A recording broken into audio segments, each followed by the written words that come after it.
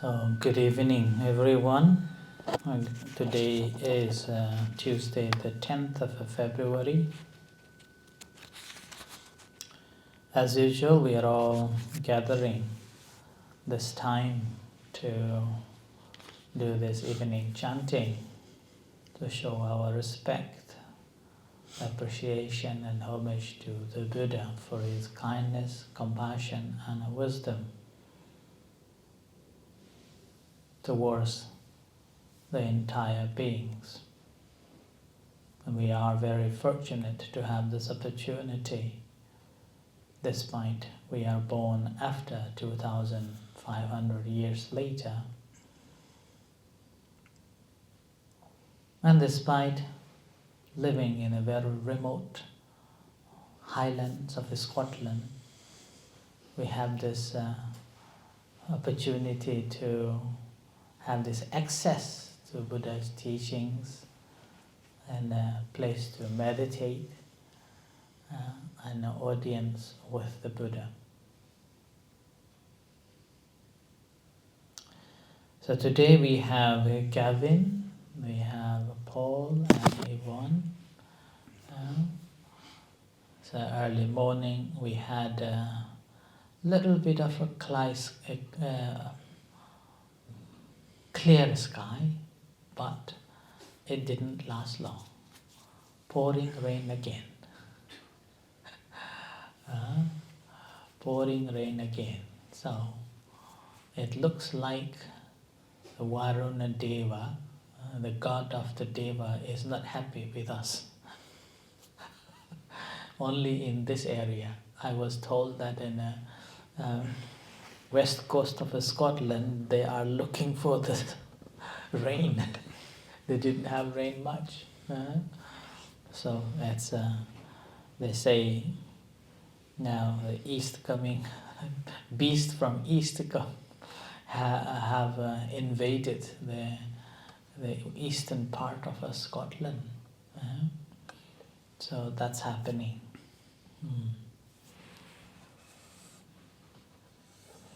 And today I've been waiting for different roofers and slaters to send me a quotation for the roof repair, and none of them sent yet. And one guy supposed to come, then he didn't turn up. So and that's how it happened. And this evening I was watching Walk for Peace, the monks walking from Texas, now arriving in Washington DC. So tomorrow is the last day, and in front of the cathedral I notice very senior monks are present there too. One of the very senior monk is the Venerable Bhikkhu Bodhi. So he is from Manhattan, New York. He was born and raised in Manhattan, and gained the doctorate degree from from a university in New York on philosophy. And then while he was studying and teaching philosophy, he come across with the Buddhism, and he decided to go to Sri Lanka and became the Buddhist monk, and spent over 30 years studying in Sri Lanka. And about 2005 he moved back to America. And now he is one of the greatest monk that I have ever seen and heard in this time. He has translated Tripitaka, the Buddhist canons, into English language by himself. Where is he from? He's from Manhattan, New York. But it's an American graduate. Yeah, he's American. English. Well, English. He's like white, okay. Yeah. Jewish. Jewish. Wow. Yes. Yeah, he's a Jew, ethnicity Jew. So he became a monk after he gained the PhD in philosophy. And he's still alive, and he gives beautiful talks. And I have met him 2 times, and a very nice man. Very nice. 3 times actually. I met him last year as well in Vietnam. He was giving a keynote speech. And very humble man. So he speaks through the scripture only. When he speaks, you can feel, everybody likes him as well. Yeah, that's a wonderful man. And then he's teaching every week through the Zoom. There are over 500 people studying. 500 on Zoom. So it's very remarkable and outstanding speaker, and have no fear to speak. He's just speaking from the scripture, and if you ask something, he will just quote from there. So he was there today. Quite nice to see him in a big crowd and walking through.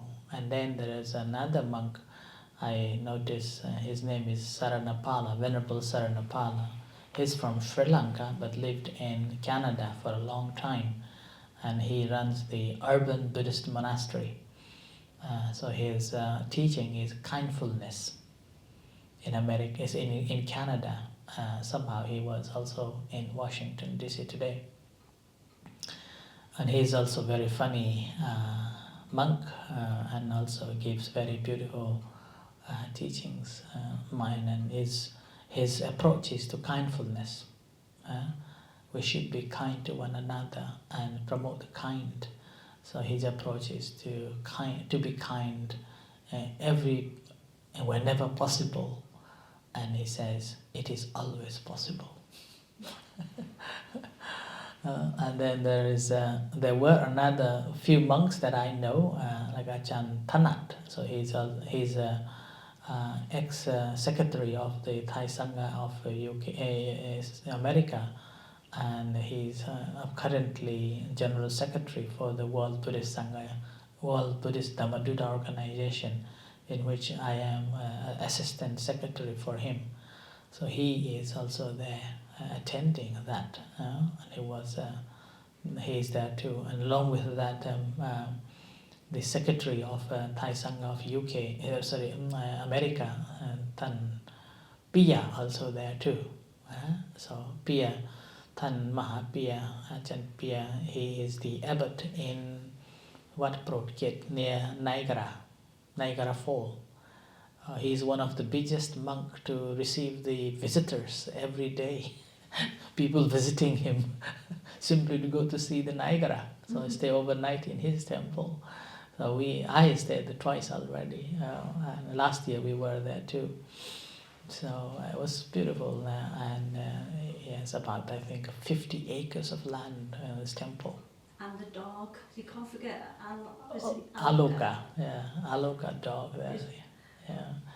So Aloka, this dog was adopted from India, a stray dog. Now is a sensational historical dog now.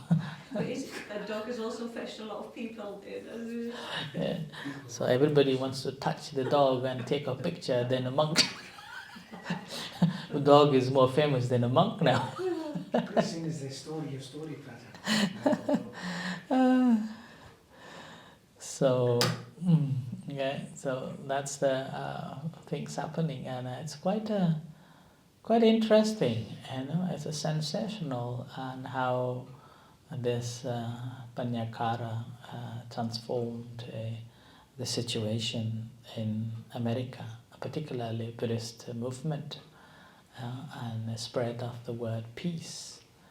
And day by day I notice his speech getting more refined and more direct, more calmer. And then before he come to this stage, he was traveling in India, in Nepal, in Vietnam, and some people even thought that he is a bit,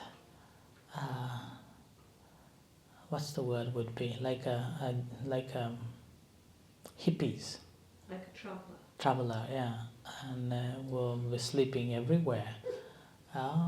This group was sleeping everywhere, and I even remember when they were walking through the Vietnam, there were comments that, "Are they a real monk?" And suddenly, they have changed the world, the perception of the world, and it happened that this Neeraj, the one who is doing PR for these monks, he lives in Texas. And last year I supposed to visit him and didn't visit him.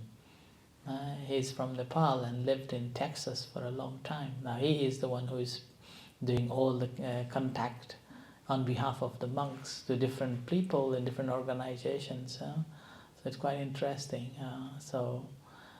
Maybe next visit is Texas. Yeah, so like that. So this sometimes, even though we do small things, if we are doing regularly with our hearts in it, then there is always a success. Sometimes it may take a long time to get the success, but we have to do it persistently, regularly, and having a clear conscience on that. So good intention with a good conscience and working on that. And on that path, you may find many troubles. You may come across with many objections and so on. But if your conscience is clear, then do not give up. So continue practicing, and eventually you will come to the end. And similar, now it reminds me one of the discourses that comes that one group of monks were sitting and meditating in one of the near village, and as they were meditating every day, one monk or two monks will go on behalf of other monks for the pindapata, collecting the food from the villagers. Now, having seen that the monks are so calm and serene, and there were about 30-40 monks, but no noise, very silent. Only one or two monks will come and collect the food for them, and then meditate again. With that, their fame was gradually increasing in that city. As their presence became more visible, and there was one gentleman who was very senior and dislike of these monks, but he had his own beliefs and practices. So he comes with holding this long stick, walking like a panyakara walking stick with the beers, and then comes to see the monks and then saying that you monks are still very young. You all are very young. You still have a black hair. The word he used. You still have a black hair, full of energy, and you're all charming and calm. Why are you wasting your time? Why are you wasting your time of this youth? Go and entertain. Go and entertain yourself. There are much to learn. There are much to test. Plenty of essential pleasures are there. Why don't you go? What would you do? When this wise man appeared to be a wise man with a long beard and white beard with a stick in his hand, comes and speaks with these monks in front of these monks, saying that, oh, you are still young with the black hair and full of energy, rather than just sitting and meditating, feeling of a dispassion and not thinking of anything. Why don't you go and entertain yourself? Go and please yourself with all your senses.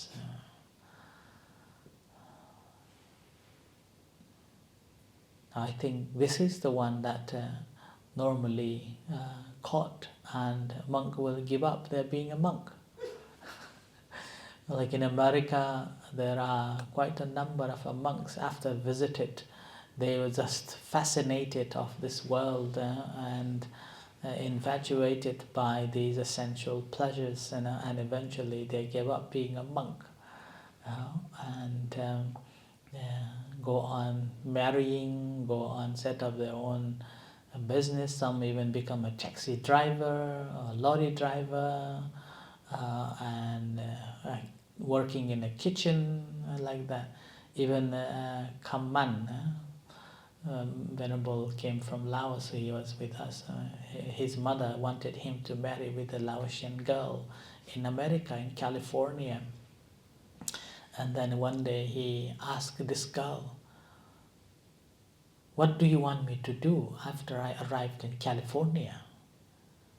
Then she said, "Well, we have a restaurant, so you can start working in a restaurant as a washing plates." Porter. Kitchen porter. Kitchen porter. Yes. And then Kamman, "For kitchen porter, why should I give up being a monk?" So he didn't give up being a monk. So like that. And in the meantime, there are a few people who wanted to become a monk and go on a training, and somehow while they were training, the charm simply becomes radiates. People become attracted and feel, "Oh, this man is really nice, kind, gentle," with the monks and doing all these chores, evening chanting, morning chanting, helping to the center, helping to the people, those who are coming to the temple. And then somehow these ladies become attractive, and then, "Oh, are you free on Friday night?" And then, "Oh yes, but I have to ask a permission from Achan." "Achan, can I go for a night, just for the party?" What can I say, right? Achan will say, "Oh, okay, one off," and that one off is enough. Never come back. Right? So it happened. He said that he was here, and then he said that he will go back to home for 2 nights, and then he didn't come back for a whole week. Who was that? Do not ask who was. Maybe you will be the one next. That wasn't me, it was my brother. Right? And then I never came back. So after a week later, he comes back, and I said, "No, you have to retrain again. You have to come back later." So like that.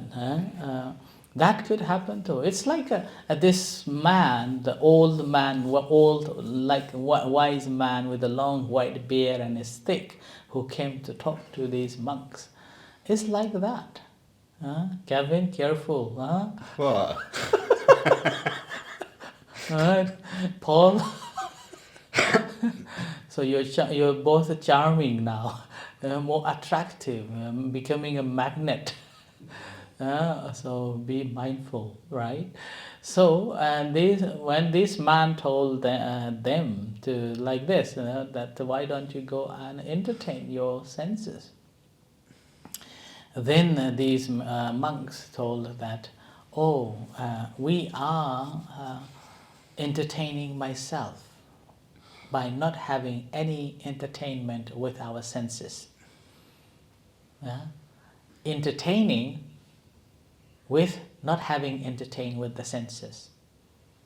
We don't have any attachment on this, because we know that having entertained with the sensual pleasures, it's a temporarily, but its effect long term.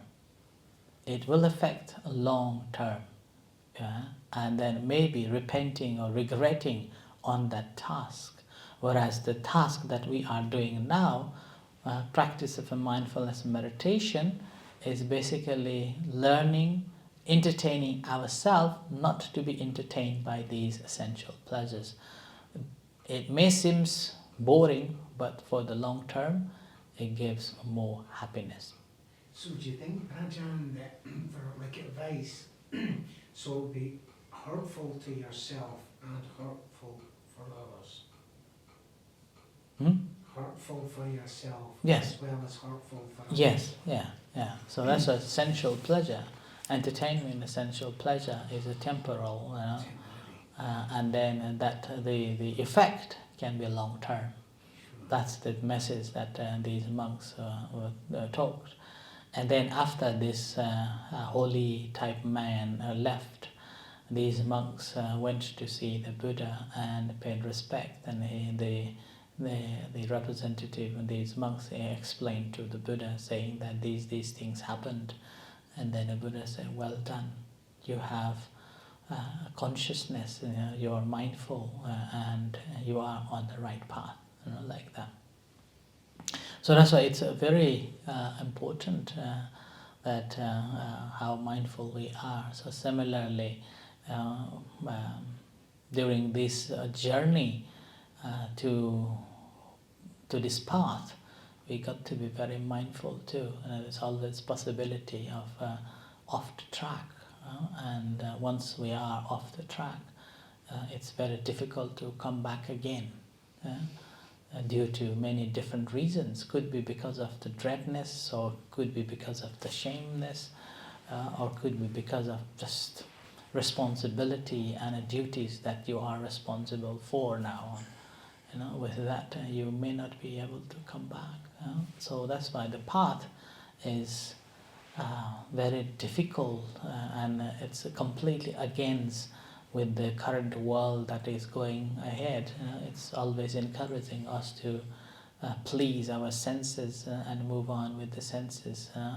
All the adverts simply it's like a devil inviting you to come and get me, like that. Come and eat me, come and test me, like that. So, and then we, because of not mindful, we just jump in and jump in, and then by the time when we realize, we're already halfway there. Difficult to come back. So that's why the mindfulness meditation is so important, and we able to be mindful in every moment. Then we are safe. Then whether for the men, ladies, or whether for the ladies, a handsome man will not be affected by their presence, but our mind will be on the path, and we will not be diverted. So I hope that these monks also will not be diverted, and we have 2 trainees, so they also not be diverted the attention. And hopefully can move on to the real practice.